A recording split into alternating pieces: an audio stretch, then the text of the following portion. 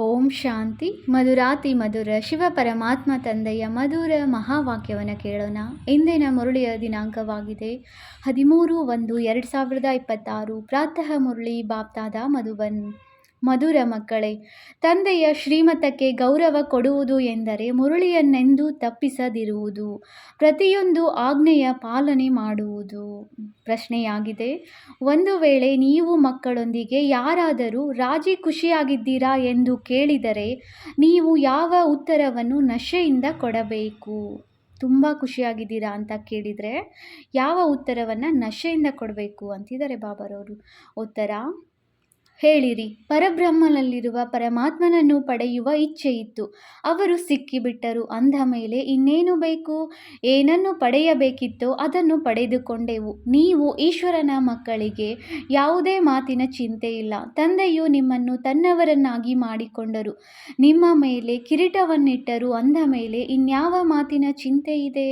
ಓಂ ಶಾಂತಿ. ತಂದೆಯು ತಿಳಿಸುತ್ತಾರೆ, ಮಕ್ಕಳ ಬುದ್ಧಿಯಲ್ಲಿ ಇದು ಖಂಡಿತ ಇರುವುದು.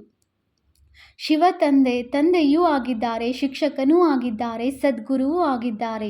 ಇದೇ ನೆನಪಿನಲ್ಲಿ ಅವಶ್ಯವಾಗಿ ಇರುತ್ತೀರಿ. ಈ ನೆನಪನ್ನು ಎಂದೂ ಯಾರೂ ಕಲಿಸಿಕೊಡಲು ಸಾಧ್ಯವಿಲ್ಲ.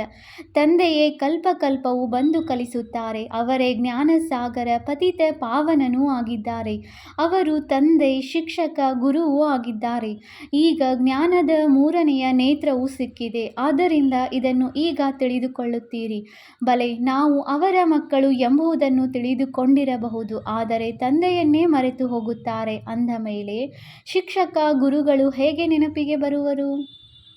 ಮಾಯೆಯು ಬಹಳ ಪ್ರಬಲವಾಗಿದೆ. 3 ರೂಪಗಳಲ್ಲಿಯೂ ಮಹಿಮೆ ಇದ್ದರೂ ಸಹ ಮೂವರನ್ನು ಮರೆಸಿಬಿಡುತ್ತದೆ. ಇಷ್ಟು ಸರ್ವಶಕ್ತಿವಂತನಾಗಿದೆ ಬಾಬಾ. ನಾವು ಮರೆತು ಹೋಗುತ್ತೇವೆ. ಮಾಯೆಯು ಇಷ್ಟು ಪ್ರಬಲವಾಗಿದೆ ಎಂದು ಮಕ್ಕಳು ಬರೆಯುತ್ತಾರೆ. ಡ್ರಾಮಾ ಅನುಸಾರ ಇದು ಬಹಳ ಸಹಜವಾಗಿದೆ.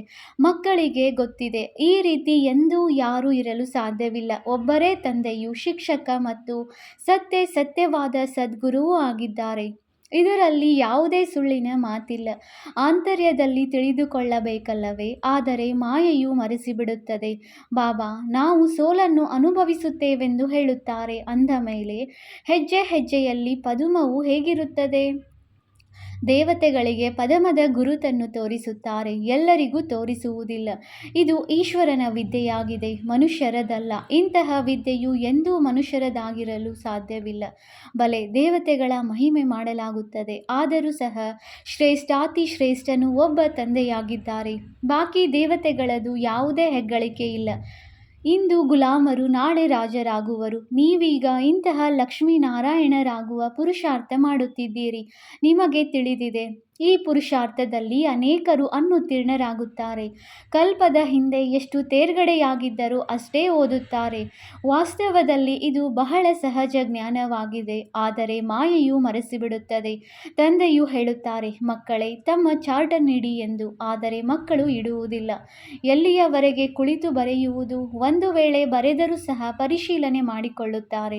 2 ಗಂಟೆ ನೆನಪಿನಲ್ಲಿದ್ದೇನಾ? ಯಾರು ತಂದೆಯ ಶ್ರೀಮತವನ್ನು ಕಾರ್ಯದಲ್ಲಿ ತರುವರೋ ಅವರಿಗೆ ಅದು ಅರ್ಥವಾಗುತ್ತದೆ. ಚಾರ್ಟ್ ಬರೆಯಲಿಲ್ಲವೆಂದರೆ ತಂದೆಯು ತಿಳಿದುಕೊಳ್ಳುತ್ತಾರೆ. ಬಹುಶಃ ಇವರಿಗೆ ಸಂಕೋಚವಾಗಬಹುದು. ಇಲ್ಲವೆಂದರೆ ಶ್ರೀಮತವನ್ನು ಕಾರ್ಯದಲ್ಲಿ ತರಬೇಕಲ್ಲವೇ? ಆದರೆ 2% ಚಾರ್ಟ್ ಬರೆಯುತ್ತಾರೆ. ಮಕ್ಕಳಿಗೆ ಶ್ರೀಮತದ ಪ್ರತಿ ಅಷ್ಟು ಗೌರವವಿಲ್ಲ.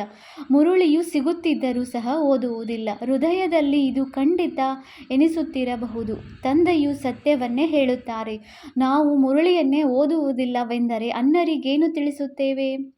ನೆನಪಿನ ಯಾತ್ರೆ. ಓಂ ಶಾಂತಿ. ಆತ್ಮಿಕ ತಂದೆಯು ಆತ್ಮಿಕ ಮಕ್ಕಳಿಗೆ ತಿಳಿಸುತ್ತಾರೆ. ಇದಂತೂ ಮಕ್ಕಳಿಗೆ ತಿಳಿದಿದೆ. ಅವಶ್ಯವಾಗಿ ನಾವಾತ್ಮರಾಗಿದ್ದೇವೆ.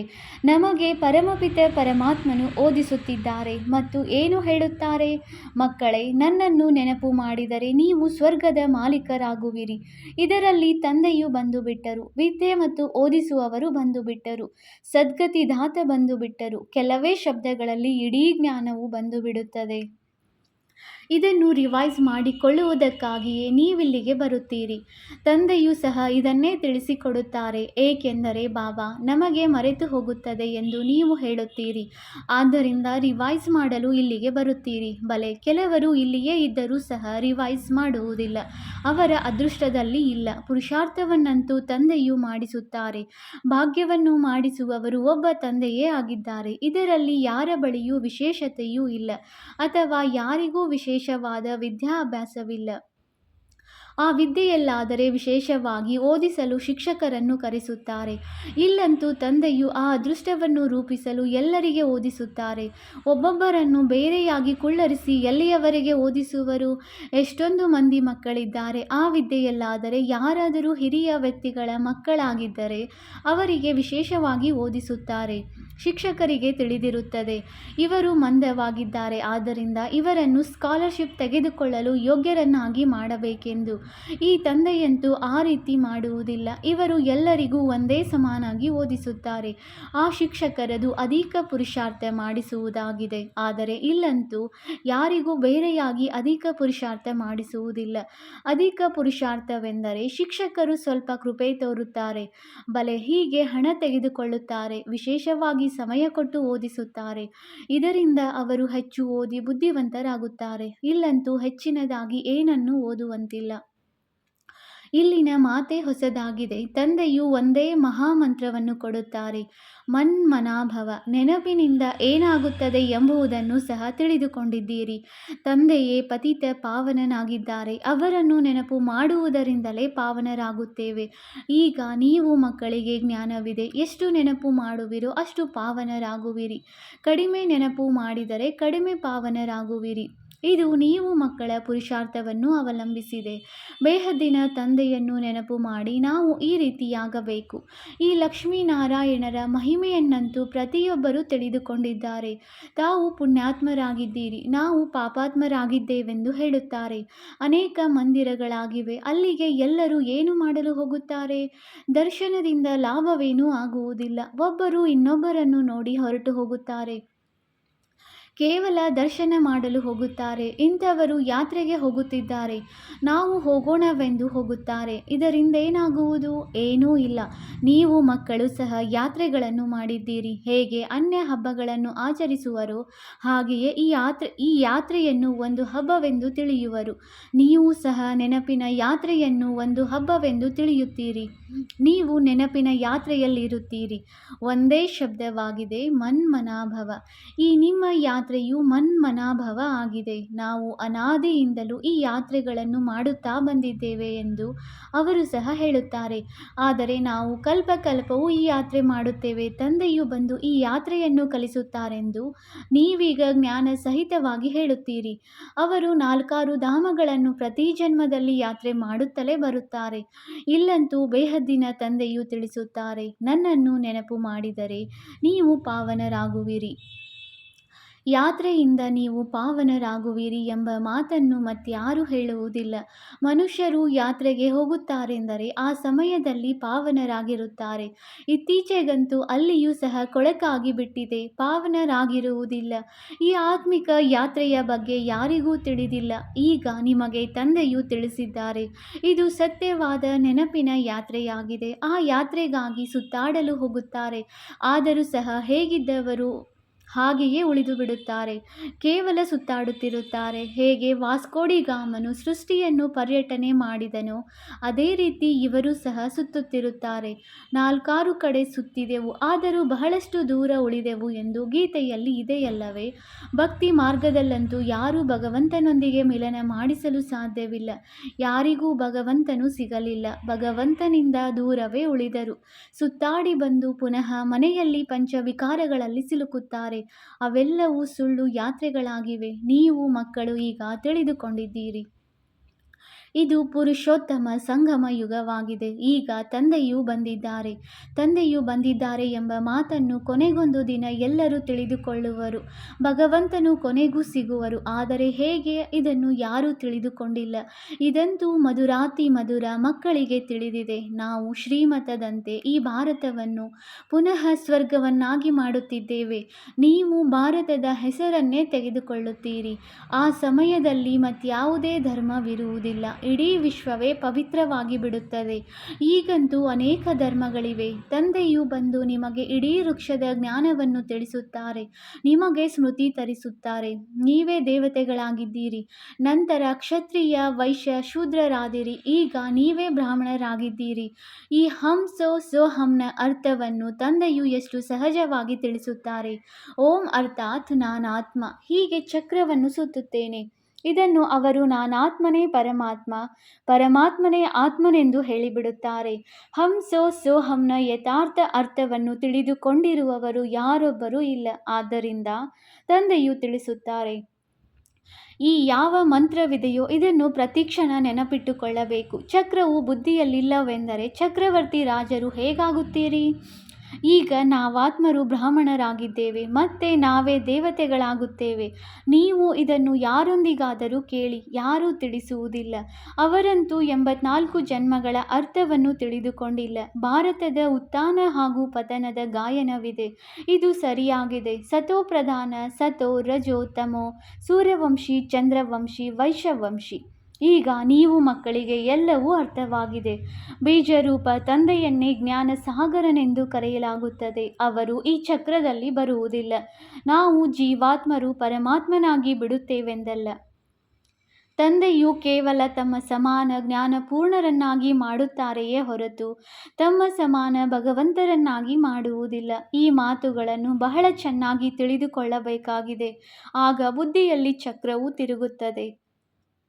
ಇದರ ಹೆಸರನ್ನು ಸ್ವದರ್ಶನ ಚಕ್ರವೆಂದು ಇಟ್ಟಿದ್ದಾರೆ. ನೀವು ಬುದ್ಧಿಯಿಂದ ತಿಳಿದುಕೊಳ್ಳುತ್ತೀರಿ. ನಾವು ಹೇಗೆ ಈ 84 ಜನ್ಮಗಳ ಚಕ್ರದಲ್ಲಿ ಬಂದಿದ್ದೇವೆ. ಇದರಲ್ಲಿ ಎಲ್ಲವೂ ಬಂದುಬಿಡುತ್ತದೆ. ಸಮಯ, ವರ್ಣ, ವಂಶಾವಳಿ ಎಲ್ಲವೂ ಬಂದುಬಿಡುತ್ತದೆ. ಈಗ ನೀವು ಮಕ್ಕಳ ಬುದ್ಧಿಯಲ್ಲಿ ಇಡೀ ಜ್ಞಾನವಿರಬೇಕು. ಜ್ಞಾನದಿಂದಲೇ ಶ್ರೇಷ್ಠ ಪದವಿ ಸಿಗುತ್ತದೆ. ಜ್ಞಾನವಿದ್ದರೆ ಅನ್ಯರಿಗೂ ಕೊಡುತ್ತೀರಿ. ಇಲ್ಲಿ ನಿಮ್ಮಿಂದ ಯಾವುದೇ ಪೇಪರ್ ಇತ್ಯಾದಿಗಳನ್ನು ತುಂಬಿಸುವುದಿಲ್ಲ. ಆ ಶಾಲೆಗಳಲ್ಲಿ ಯಾವಾಗ ಪರೀಕ್ಷೆ ನಡೆಯುವುದೋ ಆಗ ಪ್ರಶ್ನೆ ಪತ್ರಿಕೆಗಳು ವಿದೇಶದಿಂದ ಬರುತ್ತವೆ. ಯಾರು ವಿದೇಶದಲ್ಲಿ ಓದುವರೋ ಅವರ ಫಲಿತಾಂಶವೂ ಸಹ ಅಲ್ಲಿಯೇ ಹೊರಬರುತ್ತದೆ. ಅದರಲ್ಲಿಯೂ ಯಾರು ಬಹಳ ದೊಡ್ಡ ಎಜುಕೇಷನ್ ಅಥಾರಿಟಿ ಆಗಿರುವರೋ ಅವರೇ ಪತ್ರಿಕೆಗಳನ್ನು ಮೌಲ್ಯಮಾಪನ ಮಾಡುತ್ತಾರೆ. ಆದರೆ ನಿಮ್ಮ ಪತ್ರಿಕೆಗಳಿಗೆ ಯಾರು ಮೌಲ್ಯಮಾಪನ ಮಾಡುತ್ತಾರೆ? ಸ್ವಯಂ ನೀವೇ ಮಾಡಿಕೊಳ್ಳುತ್ತೀರಿ. ಸ್ವಯಂವನ್ನು ಹೇಗೆ ಬೇಕೋ ಹಾಗೆ ಮಾಡಿಕೊಳ್ಳಿ. ಪುರುಷಾರ್ಥದಿಂದ ಯಾವ ಪದವಿ ಬೇಕೋ ಆ ಪದವಿಯನ್ನು ತಂದೆಯಿಂದ ಪಡೆದುಕೊಳ್ಳಿ. ಪ್ರದರ್ಶಿನಿ ಮುಂತಾದವುಗಳಲ್ಲಿ ನೀವು ಏನಾಗುವಿರಿ ಎಂದು ಕೇಳುತ್ತೀರಲ್ಲವೇ? ದೇವತೆಗಳಾಗುತ್ತೀರಾ? ಬ್ಯಾರಿಸ್ಟರ್ ಆಗುವಿರಾ? ಏನಾಗುವಿರಿ? ಎಷ್ಟು ತಂದೆಯನ್ನು ನೆನಪು ಮಾಡುತ್ತೀರಿ, ಸರ್ವಿಸ್ ಮಾಡುತ್ತೀರೋ ಅಷ್ಟು ಫಲವೂ ಸಿಗುವುದು. ಯಾರು ಚೆನ್ನಾಗಿ ತಂದೆಯನ್ನು ನೆನಪು ಮಾಡುವರೋ ಅವರು ನಾವು ಸಹ ಸರ್ವಿಸ್ ಮಾಡಬೇಕೆಂದು ತಿಳಿಯುತ್ತಾರೆ. ಪ್ರಜೆಗಳನ್ನು ಮಾಡಿಕೊಳ್ಳಬೇಕಲ್ಲವೇ? ಈಗ ರಾಜಧಾನಿಯು ಸ್ಥಾಪನೆಯಾಗುತ್ತಿದೆ. ಅದರಲ್ಲಿ ಎಲ್ಲರೂ ಬೇಕು. ಅಲ್ಲಿ ಮಂತ್ರಿಗಳು ಇರುವುದಿಲ್ಲ. ಯಾರಿಗೆ ಬುದ್ಧಿಯು ಕಡಿಮೆ ಇರುತ್ತದೆಯೋ ಅವರಿಗೆ ಮಂತ್ರಿಗಳ ಅವಶ್ಯಕತೆ ಇರುತ್ತದೆ. ನಿಮಗೆ ಅಲ್ಲಿ ಸಲಹೆಯ ಅವಶ್ಯಕತೆ ಇರುವುದಿಲ್ಲ. ತಂದೆಯ ಬಳಿ ಸಲಹೆ ತೆಗೆದುಕೊಳ್ಳಲು ಬರುತ್ತಾರೆ. ಸ್ಥೂಲ ಮಾತುಗಳ ಸಲಹೆ ತೆಗೆದುಕೊಳ್ಳುತ್ತಾರೆ. ಹಣವನ್ನು ಏನು ಮಾಡುವುದು, ವ್ಯವಹಾರ ಹೇಗೆ ಮಾಡುವುದು, ಇದಕ್ಕೆ ತಂದೆಯು ಹೇಳುತ್ತಾರೆ. ಈ ಪ್ರಾಪಂಚಿಕ ಮಾತುಗಳನ್ನು ತಂದೆಯ ಬಳಿ ತರಬೇಡಿ. ಅವರಿಗೆ ಬೇಸರವಾಗದಿರಲೆಂದು ಏನಾದರೂ ಧೈರ್ಯವನ್ನು ಹೇಳಿ ಕಳುಹಿಸುತ್ತೇನೆ. ಇದೇನು ನನ್ನ ಕೆಲಸವಲ್ಲ. ನನ್ನದು ನಿಮಗೆ ಮಾರ್ಗವನ್ನು ತಿಳಿಸುವ ಈಶ್ವರಿಯ ಕರ್ತವ್ಯವಾಗಿದೆ. ನೀವು ವಿಶ್ವದ ಮಾಲೀಕರು ಹೇಗಾಗುವಿರಿ? ನಿಮಗೆ ಶ್ರೀಮತ ಸಿಕ್ಕಿದೆ. ಉಳಿದೆಲ್ಲವೂ ಆಸುರಿ ಮತಗಳಾಗಿವೆ. ಸತ್ಯ ಯುಗದಲ್ಲಿ ಶ್ರೀಮತವೆಂದು ಹೇಳುತ್ತಾರೆ. ಕಲಿಯುಗದಲ್ಲಿ ಆಸುರಿ ಮತವಿದೆ. ಅದು ಸುಖಧಾಮವಾಗಿದೆ. ಅಲ್ಲಿ ಎಂದೂ ಸಹ ನಿಮ್ಮ ಯೋಗಕ್ಷೇಮ ಹೇಗಿದೆ, ಆರೋಗ್ಯ ಚೆನ್ನಾಗಿದೆಯೇ ಎಂದು ಕೇಳುವುದಿಲ್ಲ. ಅಲ್ಲಿ ಈ ಶಬ್ದಗಳೇ ಇರುವುದಿಲ್ಲ. ಅದನ್ನು ಇಲ್ಲಿ ಕೇಳಲಾಗುತ್ತದೆ. ಯಾವುದೇ ತೊಂದರೆ ಇಲ್ಲವೇ, ರಾಜಿ ಖುಷಿಯಾಗಿದ್ದೀರಾ, ಇದರಲ್ಲಿಯೂ ಬಹಳ ಮಾತುಗಳು ಬರುತ್ತವೆ. ಸತ್ಯ ಯುಗದಲ್ಲಿ ಯೋಗಕ್ಷೇಮ ಕೇಳಲು ಅಲ್ಲಿ ದುಃಖವೇ ಇರುವುದಿಲ್ಲ. ಇದು ದುಃಖದ ಪ್ರಪಂಚವಾಗಿದೆ. ವಾಸ್ತವದಲ್ಲಿ ನಿಮ್ಮೊಂದಿಗೆ ಯಾರೂ ಕೇಳಲು ಸಾಧ್ಯವಿಲ್ಲ. ಬಲೆ ಮಾಯೆಯು ಬೀಳಿಸುವಂಥದ್ದಾಗಿದೆ. ಆದರೂ ಸಹ ತಂದೆಯು ಸಿಕ್ಕಿದ್ದಾರಲ್ಲವೇ, ಹಾಗೇನಾದರೂ ಕೇಳಿದರೆ ನೀವು ಹೇಳಿರಿ. ನೀವೇನು ಯೋಗಕ್ಷೇಮವನ್ನು ಕೇಳುತ್ತೀರಿ? ನಾವು ಈಶ್ವರನ ಮಕ್ಕಳಾಗಿದ್ದೇವೆ. ನಮ್ಮೊಂದಿಗೇನು ಕೇಳುತ್ತೀರಿ? ಪರಬ್ರಹ್ಮದಲ್ಲಿರುವ ಪರಮಾತ್ಮ ತಂದೆಯನ್ನು ಪಡೆಯುವ ಚಿಂತೆ ಇತ್ತು. ಅವರು ಸಿಕ್ಕಿಬಿಟ್ಟರು ಅಂದ ಮೇಲೆ ಇನ್ಯಾವುದರ ಚಿಂತೆ? ಇದನ್ನು ಸದಾ ನೆನಪಿಟ್ಟುಕೊಳ್ಳಬೇಕು. ನಾವು ಯಾರ ಮಕ್ಕಳಾಗಿದ್ದೇವೆ? ಇದೂ ಸಹ ಬುದ್ಧಿಯಲ್ಲಿ ಜ್ಞಾನವಿದೆ. ನಾವು ಪಾವನರಾಗಿ ಬಿಟ್ಟರೆ ಮತ್ತೆ ಯುದ್ಧ ಆರಂಭವಾಗುವುದು. ನಿಮ್ಮೊಂದಿಗೆ ಯಾರಾದರೂ ನೀವು ಖುಷಿಯಾಗಿದ್ದೀರಾ ಎಂದು ಕೇಳಿದರೆ ತಿಳಿಸಿ. ನಾವಂತೂ ಸದಾ ಖುಷಿಯಾಗಿರುತ್ತೇವೆ. ರೋಗಿಯಾದಾಗಲೂ ಸಹ ತಂದೆಯ ನೆನಪಿನಲ್ಲಿರಿ. ನೀವು ಸ್ವರ್ಗಕ್ಕಿಂತಲೂ ಹೆಚ್ಚಿನದಾಗಿ ಇಲ್ಲಿ ಖುಷಿಯಾಗಿದ್ದೀರಿ. ಯಾವಾಗ ಸ್ವರ್ಗದ ರಾಜ್ಯ ಭಾಗ್ಯವನ್ನು ಕೊಡುವ ತಂದೆಯು ಸಿಕ್ಕಿದ್ದಾರೆ, ಅವರು ನಮ್ಮನ್ನು ಇಷ್ಟು ಯೋಗ್ಯರನ್ನಾಗಿ ಮಾಡುತ್ತಾರೆ. ಅಂದ ಮೇಲೆ ನಮಗೇನು ಚಿಂತೆ ಇದೆ? ಈಶ್ವರನ ಮಕ್ಕಳಿಗೇನು ಚಿಂತೆ? ಅಲ್ಲಿ ದೇವತೆಗಳಿಗೂ ಸಹ ಚಿಂತೆ ಇರುವುದಿಲ್ಲ. ದೇವತೆಗಳಿಗೂ ಹಿರಿಯರು ಈಶ್ವರನಾಗಿದ್ದಾರೆ ಅಂದ ಮೇಲೆ ಈಶ್ವರನ ಮಕ್ಕಳಿಗೆ ಚಿಂತೆ ಇರಲು ಸಾಧ್ಯವೇ? ತಂದೆಯು ನಮಗೆ ಓದಿಸುತ್ತಾರೆ. ಅವರು ನಮ್ಮ ಶಿಕ್ಷಕ, ಸದ್ಗುರುವಾಗಿದ್ದಾರೆ. ನಮ್ಮ ಮೇಲೆ ಕಿರೀಟವನ್ನಿಟ್ಟು ಕಿರೀಟಧಾರಿಗಳನ್ನಾಗಿ ಮಾಡುತ್ತಿದ್ದಾರೆ. ನಮಗೆ ವಿಶ್ವದ ಕಿರೀಟವು ಹೇಗೆ ಸಿಗುತ್ತದೆ ಎಂಬುದನ್ನು ನೀವು ತಿಳಿದುಕೊಂಡಿದ್ದೀರಿ. ತಂದೆಯು ಸ್ಥೂಲವಾಗಿ ಕಿರೀಟವನ್ನಿಡುವುದಿಲ್ಲ. ಇದು ನಿಮಗೆ ತಿಳಿದಿದೆ. ಸತ್ಯ ಯುಗದಲ್ಲಿ ತಂದೆಯು ತನ್ನ ಮಕ್ಕಳಿಗೆ ತಮ್ಮ ಕಿರೀಟವನ್ನಿಡುತ್ತಾರೆ. ಇದಕ್ಕೆ ಆಂಗ್ಲ ಭಾಷೆಯಲ್ಲಿ ಕ್ರೌನ್ ಪ್ರಿನ್ಸ್ ಎಂದು ಹೇಳುತ್ತಾರೆ. ಇಲ್ಲಿ ಎಲ್ಲಿಯವರೆಗೆ ತಂದೆಯ ಕಿರೀಟವು ಮಕ್ಕಳಿಗೆ ಸಿಗುವುದಿಲ್ಲವೋ ಅಲ್ಲಿಯವರೆಗೆ ನಮ್ಮ ತಂದೆಯು ಸತ್ತರೆ ನಮಗೆ ಕಿರೀಟ ಸಿಕ್ಕಿಬಿಡುವುದು ಎಂದು ಮಕ್ಕಳಿಗೆ ಉತ್ಕಂಠವಿರುತ್ತದೆ. ನಾನು ರಾಜಕುಮಾರನಿಂದ ಮಹಾರಾಜನಾಗಬೇಕೆಂಬ ಆಸೆ ಇರುತ್ತದೆ. ಸತ್ಯಯುಗದಲ್ಲಿ ಈ ರೀತಿಯ ಮಾತಿಲ್ಲ. ತಮ್ಮ ಸಮಯದಲ್ಲಿ ಕಾಯಿದೆ ಅನುಸಾರ ತಂದೆಯು ಮಕ್ಕಳಿಗೆ ಕಿರೀಟವನ್ನು ಕೊಟ್ಟು ದೂರ ಸರಿಯುತ್ತಾರೆ. ಅಲ್ಲಿ ವಾನಪ್ರಸ್ಥದ ಚರ್ಚೆಯಾಗುವುದಿಲ್ಲ. ಮಕ್ಕಳಿಗೆ ಮಹಲು ಇತ್ಯಾದಿಗಳನ್ನು ಮಾಡಿಸುತ್ತಾರೆ. ಆಸೆಗಳೆಲ್ಲವೂ ಪೂರ್ಣವಾಗುತ್ತದೆ. ನಿಮಗೆ ತಿಳಿದಿದೆ, ಸತ್ಯ ಯುಗದಲ್ಲಿ ಸುಖವೇ ಸುಖವಿರುತ್ತದೆ. ಪ್ರಾಕ್ಟಿಕಲ್ನಲ್ಲಿ ಯಾವಾಗ ಅಲ್ಲಿ ಹೋಗುವಿರೋ ಆಗ ಅದೆಲ್ಲ ಸುಖವನ್ನು ಪಡೆಯುವಿರಿ. ಸ್ವರ್ಗದಲ್ಲಿ ಏನಿರುವುದು ಎಂದು ನಿಮಗೆ ಗೊತ್ತು. ಒಂದು ಶರೀರವನ್ನು ಬಿಟ್ಟು ಮತ್ತೆ ಎಲ್ಲಿ ಹೋಗುವರು? ಈಗ ನಿಮಗೆ ತಂದೆಯು ಸನ್ಮುಖದಲ್ಲಿ ಓದಿಸುತ್ತಿದ್ದಾರೆ. ನಾವು ಸತ್ಯವಾಗಿ ಹೋಗುತ್ತೇವೆಂದು ನಿಮಗೆ ತಿಳಿದಿದೆ. ಅವರು ಸಹ ನಾವು ಸ್ವರ್ಗದಲ್ಲಿ ಹೋಗುತ್ತೇವೆಂದು ಹೇಳುತ್ತಾರೆ. ಆದರೆ ಯಾವುದಕ್ಕೆ ಸ್ವರ್ಗವೆಂದು ಹೇಳಲಾಗುತ್ತದೆ ಎಂಬುದು ತಿಳಿದಿಲ್ಲ. ಜನ್ಮ ಜನ್ಮಾಂತರದಿಂದ ಈ ಅಜ್ಞಾನದ ಮಾತುಗಳನ್ನೇ ಕೇಳುತ್ತಾ ಬಂದಿರಿ. ಈಗ ತಂದೆಯು ನಿಮಗೆ ಸತ್ಯ ಮಾತುಗಳನ್ನು ತಿಳಿಸುತ್ತಾರೆ. ಒಳ್ಳೆಯದು. ಮಧುರಾತಿ ಮಧುರ ಅಗಲಿ ಹೋಗಿ ಮರಳಿ ಸಿಕ್ಕಿರುವ ಮಕ್ಕಳ ಪ್ರತಿ ಮಾತಾಪಿತ ಬಾಪ್ದಾದಾರವರ ನೆನಪು, ಪ್ರೀತಿ ಹಾಗೂ ಸುಪ್ರಭಾತ. ಆತ್ಮಿಕ ಮಕ್ಕಳಿಗೆ ಆತ್ಮಿಕ ತಂದೆಯ ನಮಸ್ತೆ. ನಾವು ಆತ್ಮಿಕ ಮಕ್ಕಳಿಂದ ಆತ್ಮಿಕ ತಂದೆಗೆ ನೆನಪು, ಪ್ರೀತಿ ಹಾಗೂ ನಮಸ್ತೆ ನಮಸ್ತೆ ನಮಸ್ತೆ. ಧಾರಣೆಗಾಗಿ ಮುಖ್ಯ ಸಾರ. ಪಾಯಿಂಟ್ ನಂಬರ್ 1, ಸದಾ ರಾಜಿ ಖುಷಿಯಾಗಿರಲು ತಂದೆಯ ನೆನಪಿನಲ್ಲಿರಬೇಕಾಗಿದೆ. ವಿದ್ಯೆಯಿಂದ ತಮ್ಮ ಮೇಲೆ ರಾಜ್ಯ ಕಿರೀಟವನ್ನಿಟ್ಟುಕೊಳ್ಳಬೇಕಾಗಿದೆ. ಪಾಯಿಂಟ್ ನಂಬರ್ 2, ಶ್ರೀಮತದಂತೆ ಭಾರತವನ್ನು ಸ್ವರ್ಗವನ್ನಾಗಿ ಮಾಡುವ ಸೇವೆ ಮಾಡಬೇಕಾಗಿದೆ. ಸದಾ ಶ್ರೀಮತದ ಪ್ರತಿ ಗೌರವ ಕೊಡಬೇಕಾಗಿದೆ. ವರದಾನ: ಶ್ರೇಷ್ಠ ಭಾಗ್ಯದ ಸ್ಮೃತಿಯ ಮೂಲಕ ತಮ್ಮ ಸಮರ್ಥ ಸ್ವರೂಪದಲ್ಲಿ ಇರುವಂತಹ ಸೂರ್ಯವಂಶಿ ಪದವಿಯ ಅಧಿಕಾರಿ ಭವ.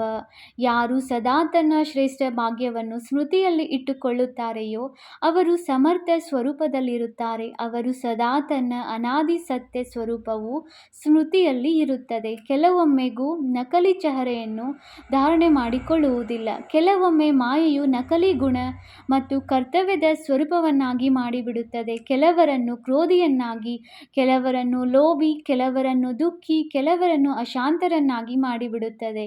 ಆದರೆ ಸತ್ಯ ಸ್ವರೂಪವು ಇವೆಲ್ಲ ಮಾತುಗಳಿಂದ ಆಚೆ ಇರುತ್ತದೆ. ಯಾವ ಮಕ್ಕಳು ತನ್ನ ಸತ್ಯ ಸ್ವರೂಪದಲ್ಲಿ ಸ್ಥಿತರಾಗಿರುತ್ತಾರೆಯೋ ಅವರು ಸೂರ್ಯವಂಶಿ ಪದವಿಯ ಅಧಿಕಾರಿಯನ್ನಾಗಿ ಮಾಡಿಬಿಡುತ್ತದೆ. ಸ್ಲೋಗನ್: ಸರ್ವರ ಮೇಲೆ ದಯೆ ತೋರಿಸುವವರಾಗಿರಿ. ಇದರಿಂದ ಅಹಂ ಮತ್ತು ವಹಂ, ನಾನು ಮತ್ತು ನನ್ನದರ ಅಹಂಕಾರ ಸಮಾಪ್ತಿಯಾಗಿ ಬಿಡುವುದು. ಅವ್ಯಕ್ತ ಸೂಚನೆ: ಈ ಅವ್ಯಕ್ತ ಮಾಸದಲ್ಲಿ ಬಂಧನ ಮುಕ್ತರಾಗಿ ಜೀವನ್ಮುಕ್ತ ಸ್ಥಿತಿಯ ಅನುಭವ ಮಾಡಿರಿ. ನಿಮ್ಮ ಆತ್ಮಿಕ ಸ್ಲೋಗನ್ ಏನು? ಮುಕ್ತಿ ಮತ್ತು ಜೀವನ್ಮುಕ್ತಿ ನಮ್ಮ ಜನ್ಮಸಿದ್ಧ ಅಧಿಕಾರವಾಗಿದೆ. ಪರಮಧಾಮದಲ್ಲಿದ್ದಾಗ ಮುಕ್ತಿ ಏನು, ಜೀವನ್ಮುಕ್ತಿ ಏನು ಅನುಭವವೇ ಇರುವುದಿಲ್ಲ. ಇದರ ಅನುಭವ ಈ ಬ್ರಾಹ್ಮಣ ಜೀವನದಲ್ಲಿ ಈಗ ಮಾಡಬೇಕಾಗಿದೆ. ಓಂ ಶಾಂತಿ.